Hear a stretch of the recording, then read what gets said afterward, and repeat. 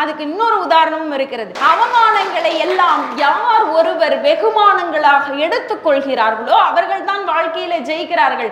அது Abraham Lincoln இன்னொரு விஷயமும் கூட நடந்தது. ஆப்ரஹாம் லிங்கன் தன்னுடைய எதிரி நாட்டில் இருந்து வந்தவர்களை எல்லாம் தன்னோடு போரிட வந்தவர்களை எல்லாம் அந்த எதிரி நாட்டு தூதுவர்கள் கூட சொல்லலாம், அவர்களை எல்லாம் சிறைக்குள்ளே அடைத்து வைத்திருக்கிறார்கள். அவர்களை பார்க்க ஆப்ரஹாம் லிங்கன் போகிறார். போன இடத்துல ஆப்ரஹாம் லிங்கன் என்ன கேட்கிறாரு, எதிரி நாட்டில் இருக்கிறவங்களெல்லாம் சிறை பிடிச்சி வச்சிருக்கோம், நியாயமா என்ன பண்ணணும்? அவனை இதில் போடுற 23ஆம் புலிகேசி மாதிரி அவனை உலையிலே என்னமோ போடுங்கன்னெலாம் வடிவேலு பயங்கரமாக நிறைய சொல்லுவார்ல, அந்த மாதிரி தான் நியாயமாக சொல்லியிருக்கணும். ஆனால் ஆப்ரஹாம் லிங்கன் என்ன பண்ணுறாரு, பக்கத்தில் போய் நின்று, சாப்பிட்டீங்களா, இந்த சிறை உங்களுக்கு நல்லா இருக்கா? இதை பார்த்தோன்னே அந்த ஆப்ரஹாம் லிங்கனோடு போன அந்த நாட்டினுடைய அந்த படை தளபதி, அந்த உயர் அதிகாரி பொறுப்பில் இருக்கிறவருக்கு பயங்கர கோவம். யாரா இவன், எதிரி நாட்டிலேருந்து சிறைக்குள்ளே அடைச்சி வச்சுருக்காங்க, அவங்ககிட்ட போய் சாப்பிட்டீங்களா, காஃபி குடிச்சிங்களா, சிறை நல்லா இருக்கா, ஃபேன் நல்லா இருக்கான்னு கேட்குறானே, யாரா அதுன்ட்டு கோவம். ஆனால் கேட்க முடியாது, ஏன்னா தன்னை விட உயர்ந்த அதிகாரி. ஆனால் யோசிச்சு பார்த்துட்டு நாசுக்காக கேட்கிறார், ஏயா அவங்கெல்லாம் நம்ம எதிரிகள், அவங்க கிட்ட போய் சிறை நல்லா இருக்கான்னு கேட்கிறீர்களே என்று கேட்டபோது ஆப்ரஹாம் லிங்கன் சொன்ன பதில், அவர்கள் எல்லாம் எதிரிகள் தான், ஆனால் அவர்களிடம் போய் ஒரு வாய் சாப்பிட்டாயா என்று கேட்டால் நிச்சயமாக அவர்கள் எல்லாம் என்னுடைய நண்பர்களாக மாறி போவார்கள், அதன் பிறகு நம் நாட்டிற்கு எதிரிகளே இருக்காதுன்னு பதில் சொன்னார். எல்லோரையும் பகையாளிகளாக எண்ணிக்கொண்டு எல்லோரையும் பழி வாங்கணும், எல்லோரையும் சண்டை போடணும்லாம் இல்லை, மிக சாதாரணமாக எல்லோரோடும் நட்புறவு வளர்த்து கொண்டு இந்த வாழ்க்கையில என்னங்க கிடைச்சிட போது, மகிழ்ச்சியான இந்த வாழ்க்கை, இந்த இளம் பருவத்திலே கிடைக்கிற மகிழ்ச்சி என்பது கணக்கிலே சொல்ல முடியாது. அப்படிப்பட்ட மகிழ்ச்சியை உங்கள் கைகளிலே கொண்டு வந்து உங்கள் பெற்றோர்கள் கொடுத்திருக்கிறார்கள். அந்த பானையை உடைச்சிடாம அதை பத்திரமாக பார்த்து கொள்வதுதான் உங்கள் ஒவ்வொருவருடைய பொறுப்பு. எல்லாத்துலயும் இன்னைக்கு என்ன தெரியுமா, இதெல்லாம் ஒரு விஷயமா, போர் அடிக்குது, பூமர் ஆண்டி மாதிரி பேசுறீங்க, பூமர் அங்கிள் மாதிரி பேசுறீங்க அப்படின்னு இன்றைக்கு நிறைய உங்களை போன்ற இளைய தலைமுறை பிள்ளைகளுக்கு இன்னைக்கு அவங்களுக்குன்னு ஒரு பொதுவா இலக்கணம் மரபு வார்த்தைக்கு அகராதி போட்ட காலங்கள்லாம் போய் இன்னைக்கு இருக்கிற இந்த ஜென்சி ஜெனரேஷனுக்கு வந்து அவர்கள் பேசுகிற வார்த்தைக்கெல்லாம் ஒரு புது அகராதி நாம் போடுவதாக இருக்கிறது. ஆக அப்படிப்பட்ட இந்த காலகட்டத்திலும் கூட எல்லாத்துலேயும் சலிப்படைஞ்சு போய் யார் எதை சொன்னாலும் அதை ஏற்றுக்கொள்ளாத மனநிலையில் இருக்கிற பிள்ளைகளுக்கு நான் ஒன்று சொல்றேன், சலிப்பு என்பது நம் வாழ்க்கையில ஒருபோதும் வரவே கூடாது. அது நீங்க எப்பயாவது நினைச்சு பார்த்திருக்கீங்களா, எனக்கு நல்ல சந்தோஷமா இருக்கணும்னு நீங்க நினைப்பீங்க, நல்ல வாழ்க்கையில சந்தோஷமா இனிமே தாண்டா நம்ம சந்தோஷமா இருக்கணும்னு நினைச்சிட்டு இந்த ஹாலை விட்டு கூட தாண்ட மாட்டோம், ஏதாவது ஒரு சோதனை நம்ம பக்கத்துல ராக்கெட் வேகத்துல வந்து நிற்கும், இப்போதானடா சந்தோஷமா இருக்கலாம்னு நினைச்சேன், அதுக்குள்ள மறுபடியும் ஒரு சோகம் வந்துருச்சே, எத்தனை பேர் நினைச்சிருப்போம்.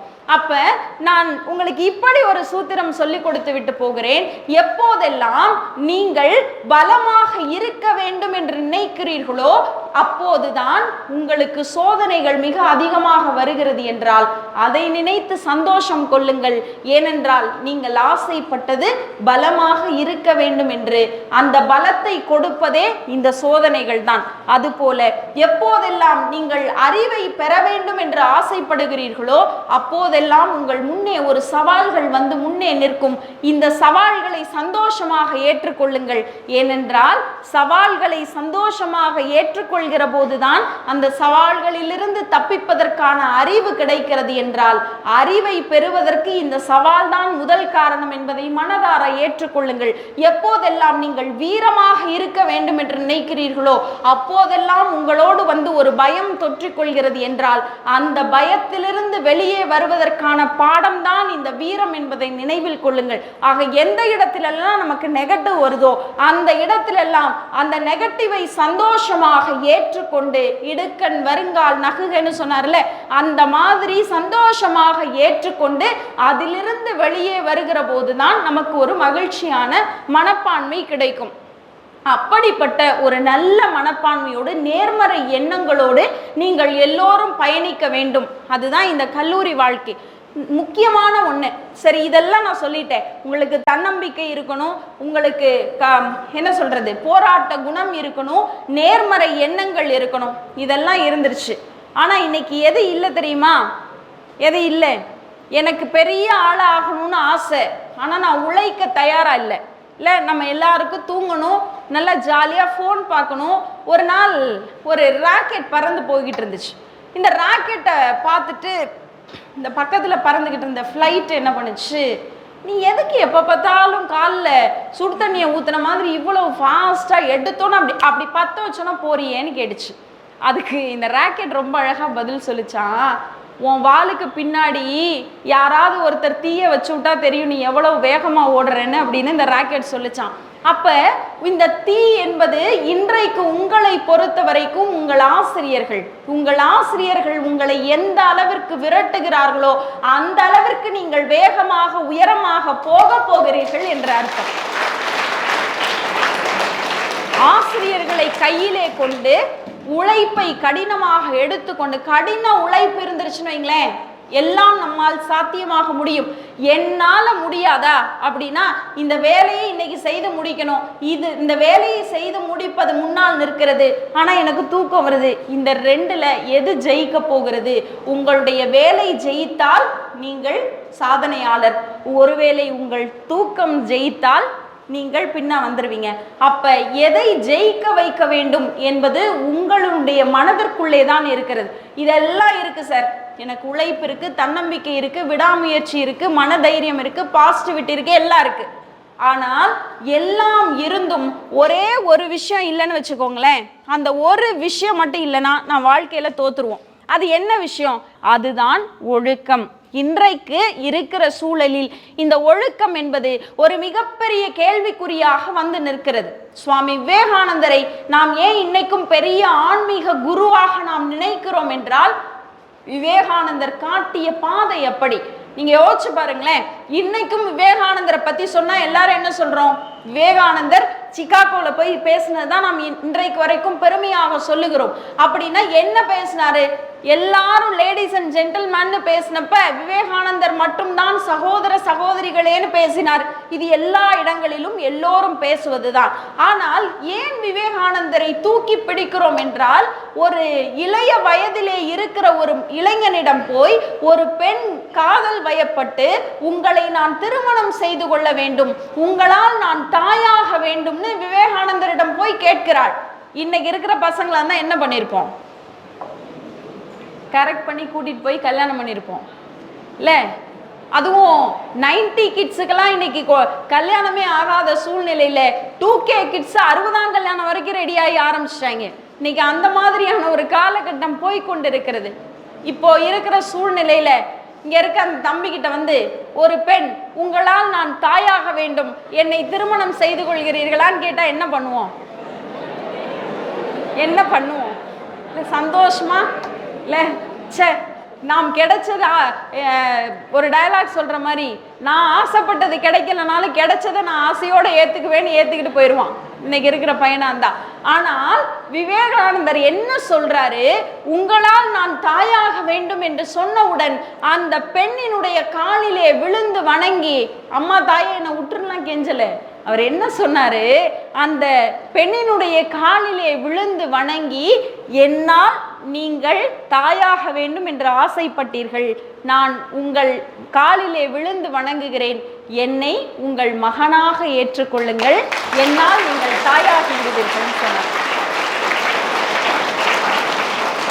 நாம் எந்த சூழ்நிலையில் நின்றாலும் கூட நாம் நம்முடைய கடமையை உணர்ந்து, எனக்கு இந்த காலகட்டத்தில் எது சரி, அதை நான் சரியாக செய்து முடிக்க வேண்டும் என்கிற திறன் நமக்கு இருக்கணும். அது எத்தனை வயசானா இருந்தாலும் சரி. உங்களுக்கு இருக்கிற இந்த காலகட்டம், இந்த இளமை பருவம், நான் தப்பாலாம் சொல்லலை, காதல் வயப்படுகிற பருவம், கல்லூரி பருவம், அதுவும் நமக்கு இன்னைக்கு சினிமாவில் காமிக்கிற மாதிரி கல்லூரி வாழ்க்கைனாவே அது காதல் வாழ்க்கையாக இன்றைக்கு சினிமா காட்டி கொண்டிருக்கிறது. ஆனால் அது மட்டும் வாழ்க்கை அல்ல. அதை தாண்டிய ஒரு உலகம் இருக்கிறது. நான் இப்படி சொல்கிறேனே, நீங்க கல்லூரி வாழ்க்கையிலே காதலித்து விட்டு வாழ்க்கையிலே தோற்று போவதை விட கல்லூரி வாழ்க்கையிலே அறிவை தேடி ஜெயித்து விட்டால் வருங்கால கல்யாண வாழ்க்கை உங்களுக்கு வெற்றிகரமான வாழ்க்கையாக மாறும். அப்படிப்பட்ட ஒரு வாழ்க்கையை எடுத்துக்கணும். கல்யாணம் பண்ணிட்டு இன்னைக்கு எவ்வளவு எல்லாரும் கஷ்டப்படுறாங்கன்றத கல்யாணம் பண்ணவங்கள்ட்ட கேட்டால் தான் தெரியும். அதனால் இது படிக்கிற இந்த பருவம். அந்த ரவி சார் சிரிக்கிறார், பாவம், அவருக்கு என்ன பிரச்சனையோ இல்லை. நிறைய கடமைகள் இருக்கிறது. ஒவ்வொருத்தரையும் சாட்டிஸ்ஃபை பண்ணணும். ஆனா இந்த காலகட்டம் உங்களுக்கு அதெல்லாம் இல்லை. யாரை பற்றிய எந்த கவலையும் உங்களுக்கு இல்லை. உங்களுக்கு இருக்கிற ஒரே ஒரு கவலை, உங்கள் படிப்பை மிகச்சரியாக முடித்துவிட்டு அதன் மூலம் ஒரு வெற்றி வாய்ப்பை நீங்கள் தொட வேண்டும் என்பதுதான் இன்றைக்கு உங்கள் முன்னால் இருக்கிற ஒரே ஒரு கடமை. அந்த கடமையை மட்டும் நீங்க சரியா செஞ்சுட்டா போதும். இல்ல, நான் இப்படி கேட்குறேன், எத்தனை பேர் 12th முடிச்சோன்னே உங்க அம்மா கிட்ட, அம்மா எனக்கு ஃபோன் வாங்கி கொடுத்தாதான் நான் காலேஜ் போவேன்னு சொன்னதெல்லாம் யார்? நாங்களாம் கேட்கவே இல்லை. ஏன்னா எங்களுக்கெல்லாம் ஸ்கூல் படிக்கிறப்பே ஃபோன் இருந்துச்சுங்கிறீங்க. கரெக்ட். அதே மாதிரி வண்டி, எனக்கு வண்டி வாங்கி கொடுத்தாதான் நான் காலேஜுக்கு போவேன். என்னால் பஸ்ஸில் ஏறி இறங்கிலாம் போயிட்டு வர முடியாது. அதுவும் வண்டி என்னன்னா சாதாரணமாக போகிற வண்டிலாம் இல்லை. ஓட்டுறவன் படிக்கட்டில் உட்காந்துருந்தானா செகண்டாக உட்காந்துருக்கிறவன் 4வது படிக்கட்டில் உட்காந்துருக்க மாதிரி ஒரு வண்டி வேணும் இல்லை?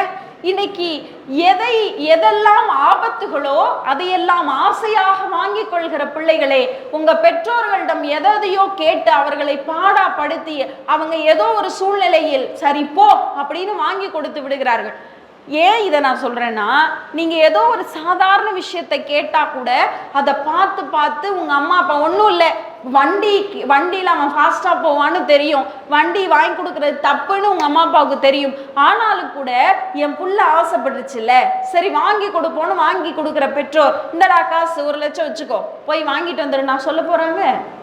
இல்லை ஃபோன் கேட்குறீங்க, இல்லை நீங்கள் ஏதோ ஒன்று ஆசைப்பட்டதை கேட்குறீங்க, சொன்ன பேச்சே கேட்க மாட்டேங்கிற, புடி இதை போய் ஏதோ ஒன்று வாங்கிட்டு வா அப்படின்னு யாராவது சொல்கிறாங்களா?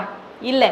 அவர்களுக்கு பிடிக்காததாகவே இருந்தாலும் கூட உங்களை கூட்டி கொண்டு போய் உங்களுடைய ஆசைகளை நிறைவேற்றி வைக்கிறார்கள்ல. இந்த வண்டியோ இந்த செல்போனோ இந்த ட்ரெஸ்ஸோ ஏதோ ஒன்று வாழ்க்கையில் கொஞ்ச காலம் பயன்படுத்தி விட்டு தூக்கி போட போகிற பொருள்களுக்கே உங்கள் பெற்றோர்கள் உங்களுக்கு எது சிறப்பானது என்று தேர்ந்தெடுக்கிறார்கள் என்றால், உங்கள் வாழ்க்கையினுடைய கடைசி வரைக்கும் வரப்போகிற வாழ்க்கை துணையை உங்கள் பெற்றோர்கள் சரியாகத்தான் தேர்ந்தெடுப்பார்கள் என்கிற நம்பிக்கை. அந்த நம்பிக்கையை மட்டும் நீங்கள் காப்பாற்றிவிட்டால் இந்த வாழ்க்கையிலே நீங்கள் ஜெயித்து விட முடியும். நீங்க இப்ப நான் ஒரு 100 ரூபாய் நோட்டு எடுக்கிறேன், சரியா? இந்த 100 ரூபாய் நோட்டு இருக்குல்ல, இந்த 100 ரூபாய் நோட்டை எடுத்து நான் இப்படி காமிச்சதனுடைய மதிப்பு என்னன்னு கேட்டா எல்லாரும் என்ன பதில் சொல்லுவீங்க? 100 ரூபாய். Very good.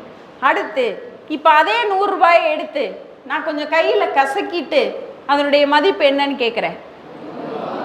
சரி, அதே 100 ரூபாயை நான் காலில் போட்டு நசுக்கி மிதிச்சுட்டு மறுபடியும் எடுத்து காண்பிக்கிறேன். அப்போ இந்த பணத்தினுடைய மதிப்பு என்பது, அது நல்லா இருந்தாலும் காலில் போட்டு கசங்கினாலும் கூட பணத்தினுடைய மதிப்பு என்பது ஒருபோதும் அதனுடைய மதிப்பிலிருந்து குறைவதே இல்லை. என்றால் உங்க வாழ்க்கையில, இந்த கல்லூரி வாழ்க்கையில் நீங்கள் எப்போதெல்லாம் கஷ்டப்படுகிறீர்களோ, இந்த கஷ்டம் என்பது இந்த பணத்திற்கு வருகிற கசங்கள் மாதிரி, இந்த கஷ்டம் என்பது இந்த பணத்திற்கு வருகிற கசங்கள் மாதிரி, ஒரு புது 100 ரூபாய் நோட்டை போல ஒரு புது பிள்ளையாக இந்த கல்லூரிக்குள்ளே நுழைந்திருக்கிறீர்கள். உங்களுக்கென்று ஒரு மதிப்பு இருக்கிறது, அது மாணவர்கள் என்கிற அந்த மதிப்பு. அந்த மதிப்பை நீங்கள் எத்தனை இடர்பாடுகள் உங்களுக்கு வந்தாலும் கூட எப்படி அந்த பணம் தன்னுடைய மதிப்பை இழப்பதே இல்லையோ, அதே போல இந்த கல்லூரி வாழ்க்கையில் உங்களுக்கு எத்தனை இடர்பாடுகள் இந்த வயது கோளாறுகள் வந்தாலும் கூட மாணவ செல்வங்கள், அதை தாண்டி உங்கள் பெற்றோருக்கு நீங்கள் நல்ல பிள்ளைகள் என்கிற மதிப்பை மட்டும் நீங்கள் இழக்காமல் இருந்து விட்டால் அதுதான் உங்கள் வாழ்க்கையினுடைய மிகப்பெரிய வெற்றி. வாழ்க்கையில நாம் நினைக்கிற மாதிரி எல்லாம் ஈஸியா கிடைச்சிருமா? இல்லை. இதற்கு பின்னால் ஒரு பெரிய போட்டி நிறைந்த உலகம் இருக்கிறது. இந்த உலகத்திற்குள்ளே நீங்க தத்தி புடிச்சு தாவிதான் மேல வரணும். அந்த மேல வர்றதுக்குள்ள உங்களை 50 பேர் கீழே இறக்கி விடுறதுக்கு ரெடியா இருப்பாங்க. ஆனா அத்தனையையும் தாண்டி, எல்லா புற சூழ்நிலைகளையும் தாண்டி நீங்கள் முன்னே வருவதற்கு உங்களுக்கு இந்த ஒழுக்கம் தான் மிகப்பெரிய கேடயமாக இருக்கிறது. ஆக அதை கை கொண்டு விட்டால், நான் முன்னாடி சொன்ன மாதிரி இந்த தன்னம்பிக்கை, விடாமுயற்சி, உழைப்பு, பாசிட்டிவிட்டி, ஒழுக்கம், இது எல்லாம் இருந்து ஆசிரியர்களின் மீதும் பெற்றோர்களின் மீதும் உங்களுக்கு ஒரு பெரிய மதிப்பு மரியாதையும் இருந்தால், இந்த கல்லூரி வாழ்க்கையிலே நீங்கள் வெளியே போகிற போது நான் முன்னே சொன்னதை போல ஒரு பொறியாளராக மட்டுமல்ல, என் பிள்ளை மருத்துவராக வேண்டும், என் பிள்ளை பொறியாளனாக வேண்டும், என் பிள்ளை அறிவியலாளராக வேண்டும், என் பிள்ளை இப்படி ஆகணும் அப்படி ஆகணும்னு நினைக்கிற உங்கள் பெற்றோருக்கு நீங்கள் நல்ல பொறியாளர்களாக ஆக வேண்டும் என்பது இரண்டாம் பட்சம்தான். நீங்கள் ஒரு நல்ல மனிதனாக வேண்டும் என்பதுதான் முதல் பட்சம். அந்த நல்ல பிள்ளைகள் என்கிற மாண்பை இந்த கல்லூரி வாழ்க்கைக்குள்ளே நீங்கள் வளர்த்து கொண்டால் அது மிகச் சிறப்பானது. சாதிக்கிறதுக்கு வயசுக்கும் ஒன்றும் எந்த சம்பந்தமும் இல்லை. இந்த சாதிக்கிறதையே நான் ஏன் வயசை இந்த இடத்துல சொல்றேன்னா, எனக்கெல்லாம் என்ன தெரியும், நான் என்ன சாதிச்சிட போறேன் அப்படின்னு நினைக்கிற கோஷ்டி ஒருத்தர்.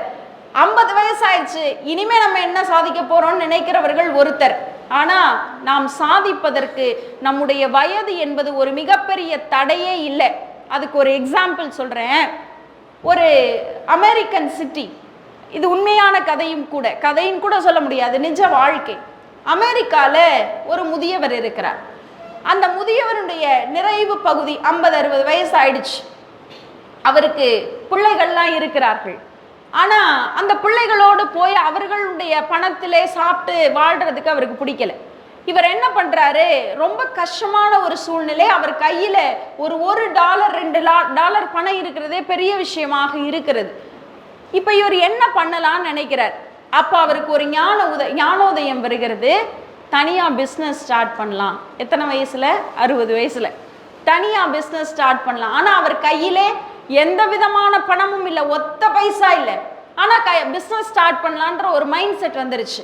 இவர் எதை யோசிக்கிறார், சின்ன வயசுல அவங்க அம்மா, அவருக்கு அப்பா கிடையாது, அப்பா இறந்து போயிடுறார். அவங்க அம்மா மட்டும்தான். அம்மா வேலைக்கு போனா தான் இந்த பிள்ளைகள் சாப்பிட முடியும். அதனால அம்மாவும் வேலைக்கு போயிடுறாங்க. அதனால இவங்க அம்மா வேலைக்கு போனோம்னா இந்த 2 பிள்ளைகளோடு இருக்கிற இவரைத்தான் அவங்க அம்மா சமைச்சு வைக்க சொல்லுவாங்களாம். இவர் அதனால சமையல் கலையில் மிக தேர்ந்த கைப்பக்குவம் உள்ளவர். அந்த சமையல்லையும் சிக்கன் ரெசிபிஸ் அவர் ரொம்ப நல்லா செய்வாராம். இப்படி நல்லா செய்யறதுனால அவருக்கே அவருடைய அந்த சமையல் கலை மீது ஒரு பெரிய நம்பிக்கை. ஒவ்வொரு கடையாக, அமெரிக்காவில் இருக்கிற ஒவ்வொரு ரெஸ்டாரண்டாக ஏறி இறங்குகிறார். யாருமே அவர் அக்செப்ட் பண்ணிக்கல.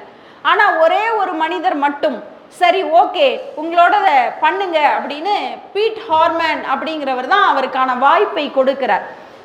$1010 மொத்தமாவே அவர்கிட்ட அவ்வளவுதான் இருந்திருக்கும். அந்த பீட் ஹார்மன் தான் அவருக்கு அந்த வாய்ப்பை கொடுக்கிறார். சரின்னு சொல்லி தன்னுடைய தனித்துவமான அந்த சமையலை அந்த சிக்கன் ரெசிபியில் செய்து காட்டுகிறார்.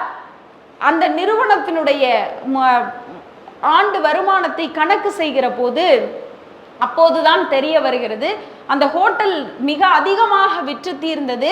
அந்த ஹோட்டலுக்கு மிக அதிகமாக லாபத்தை கொடுத்தது எது அப்படின்னா இவர் செய்த அந்த சிக்கன் ரெசிபி என்பதைத்தான் அதற்கு பிறகு கண்டுபிடிக்கிறார்கள். அதன் பிறகு படிப்படியாக அவர் உயர்ந்து அதன் கிளைகளை பரவி உலகத்திலேயே சிக்கன் ரெசிபியை இப்படி யூனிக்கா கொடுக்க முடியும் அப்படின்னு முதலாக செஞ்சது யாரு அப்படின்னா, இன்னைக்கு நீங்க சாப்பிட்டு கொண்டிருக்கிற KFC என்று சொல்கிற கெண்டர்கி ஃப்ரைடு சிக்கன், அதனுடைய ஓனர் தன்னுடைய முதலீட்டை, தன்னுடைய தொழிலை 60வது வயதில் 0 ஆரம்பித்தவர். ஆனால் இன்றைக்கு உலகத்தினுடைய எல்லா பகுதிகளிலும் அது பரவி கிடக்கிறது என்றால் உங்களுக்குள்ளும் ஏதோ ஒரு தனித்துவம் ஒளிந்து கிடக்கிறது. அது என்னன்னு மட்டும் நீங்க கண்டுபிடிச்சிங்கன்னு வைங்களேன், நீங்கள் தான் வாழ்க்கையினுடைய வெற்றியாளர். இந்த கல்லூரி வாழ்க்கையிலே உங்களுக்கான தளம் என்பது விரிவுபடுத்தப்பட்டிருக்கிறது. உங்களுக்கு எல்லா வாய்ப்புகளும் கிடைக்கிறது. அந்த வாய்ப்பை சரியாக பயன்படுத்தி கொண்டால் நீங்கள் இந்த வாழ்க்கையினுடைய உச்சத்தை தொடப்போகிறீர்கள். நம்ம வாழ்க்கையில பெருசா சாதிக்கணும்னா ஒன்றும் நான் பெரிய பத்மஸ்ரீ அவார்டு வாங்கணும், அவங்கள்ட்ட விருது வாங்கணும், அப்படி இருக்கணும், அப்படி அதெல்லாம் நான் சொல்லலை. நீங்க என்ன தெரியுமா செய்யணும்? உங்க அம்மா அப்பா மனசை கஷ்டப்படுத்தாம, ச்சே இப்படி ஒரு பிள்ளைய பெற்றேன், அந்த பிள்ளைய எல்லோரும் பாராட்டுகிறார்கள்னு உங்க அம்மா அப்பாவுக்கு நீங்க ஒரு நல்ல பிள்ளை என்கிற ஒரே ஒரு சின்ன சந்தோஷத்தை மட்டும் கொடுத்து விட்டாலே நீங்கள் வெற்றியாளர்கள் தான். அப்ப இந்த கல்லூரிக்கு வருகிற போது தேவையில்லாத விஷயங்களில் உங்களை ஈடுபடுத்தி கொள்ளாமல், என் பிள்ளை போகும், காலேஜுக்கு போகும், படிக்கும், அதோட சின்ன சின்ன சந்தோஷங்களை அனுபவித்துக் கொள்ளும். நான் அதுக்காக சந்தோஷமா இருக்கக்கூடாது, புரியுதா? நான் இவ்வளோ விஷயங்கள் சீரியஸா சொன்னதுனால சந்தோஷமா இருக்கக்கூடாதுன்னு இல்லை. இளமை உன் தோள்களில் இருக்கும் போதே எது நிஜம் என்பதை எட்டிவிடு, எழுதியபடிதான் எல்லாம் நடக்கும், விதிவசம் என்பதை விட்டுவிடு. அதுதான் நான் சொல்ல வந்தது. இளமை உங்கள் கைகளிலே இருக்கிறது.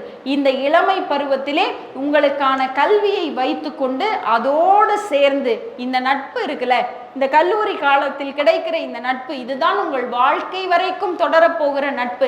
இந்த நட்பை சந்தோஷமாக வைத்துக்கொண்டு காலையில உள்ள நுழைகிறோம், திருப்பி சாயந்தரம் போகிற வரைக்கும் உங்களை சுற்றி இருக்கிற இந்த சுற்றுப்புறத்தை உங்களால் மகிழ்ச்சியானதாக மாற்றுங்கள்.